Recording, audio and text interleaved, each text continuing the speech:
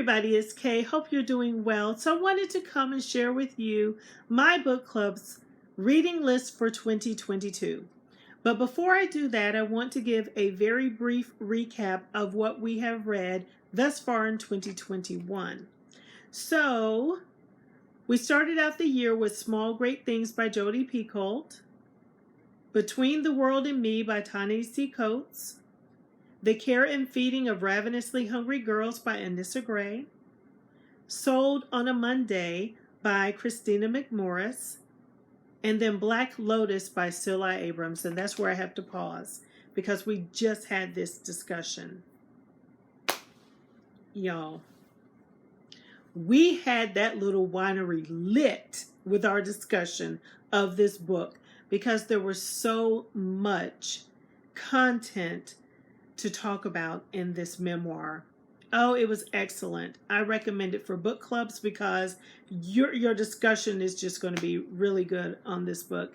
I recommend it for Nonfiction November. And if you just like a really good, thought-provoking and heart-wrenching memoir, this is a book for you. She has gone through some things in her life. So Sil Lai Abrams is the daughter of a Chinese mother, a white American father. After her parents' tumultuous divorce, she realizes that, or she finds out in a horrific way, in my opinion, that her natural father, her biological father, is actually a man of African descent. This changes everything for her. Not only was she already in a tragic situation with her parents, but it just really changed her life. I took some notes so I wouldn't give any spoilers. So throughout her life, she had to deal with issues of abandonment, neglect, depression, sexual assault, domestic violence, and alcoholism.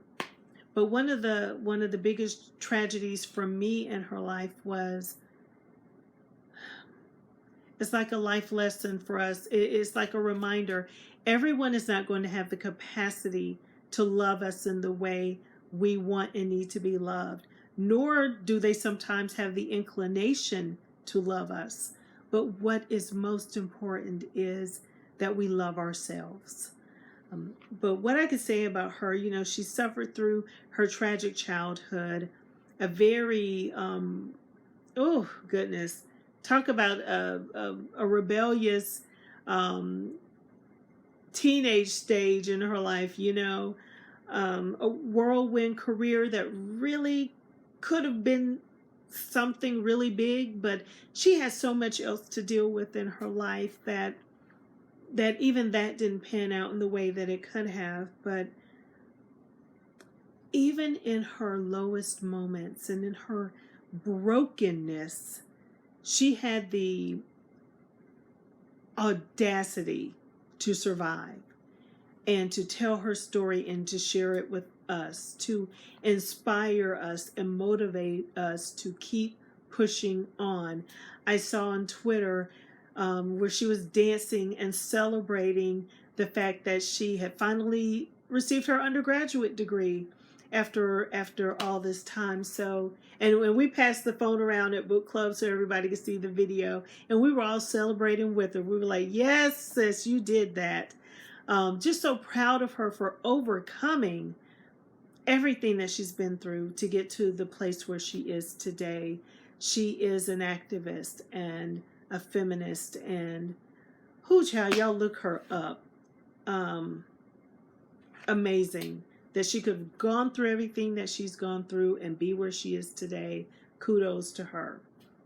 But for the rest of the year, we have these books: The Vanishing Half by Brett Bennett, One Day I Saw a Black King by J.D. Mason. We read Don't Want No Sugar several years ago. I love that book. I love One Day I Saw a Black King. I'm looking forward to reading it again. Barracoon by Zora Neale Hurston. And then we end the year with Where the Crawdads Sing by Delia Owens. So for 2022, we start off with Caste, The Origins of Our Discontents by Isabel Wilkerson, The Nickel Boys by Colson Whitehead, Daughter of a Queen by Sarah Bird. If You Tell by Greg Olson.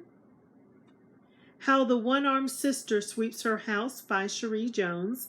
That was one of the books I nominated. God Don't Like Ugly by Mary Monroe. Better Than I Know Myself by Virginia DeBerry and Donna Grant. The Silent Patient by Alex Michaelides.